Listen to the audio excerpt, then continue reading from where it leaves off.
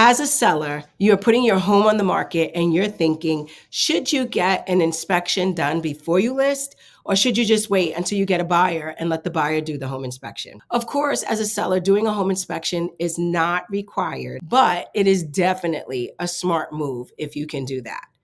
And I'll tell you why. There's no surprises later. So they always say that there's two phases of negotiation when it comes to a buyer negotiating the sales price. The first is when they make that offer.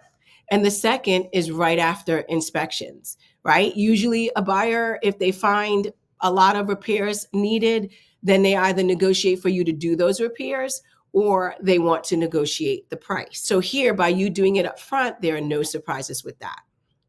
It also boosts a buyer's confidence. So how cool is it for you as a seller to say, hey, I did a pre-listing home inspection and I discovered blah, blah, blah. I fixed it.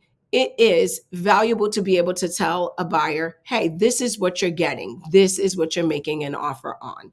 I completed these items, but I'm not going to be completing these other cosmetic things. It gives you stronger negotiating power because you know now what you're selling. No more is it, I've lived here for 10 years, it's in good condition, everything is working. Next thing you know, home inspection comes up and you find out there's all kinds of things going on, major things. You could also look towards getting a faster closing. You can offer to share that full home inspection report because you as a seller, you pay for it. So you can offer to say like, hey, I can share it with you, buyer, if you're really interested. Some buyers may choose to still do their own home inspection, especially if there were a lot of items that you had to repair from that, right? They want to have somebody come in and check that those repairs were made. And so that's a quicker closing if they're opting to not do another home inspection. So what are the downsides to it? What are the disadvantages? One is cost. It costs you as a seller now to do this home inspection. Also, the whole thing of disclosing, right? So you have a seller's disclosure. You have to be truthful and honest in the seller's disclosure of what you found in the home, whether it was something that you repaired afterwards, or maybe it was something that an inspector discovered and it was repaired and you didn't get it on your home inspection when you purchased. In New Jersey, you do have to disclose everything, and the seller's disclosure is mandatory. Then the last reason why it's a disadvantage is that it doesn't automatically mean that since you did this home inspection, that the buyer is not going to do another one.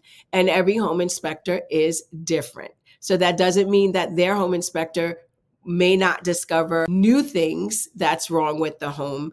That new inspector can. But I think by you as a seller doing the inspection, you kind of know now what is valid and what's not valid because you have your own report as well. So there you have it.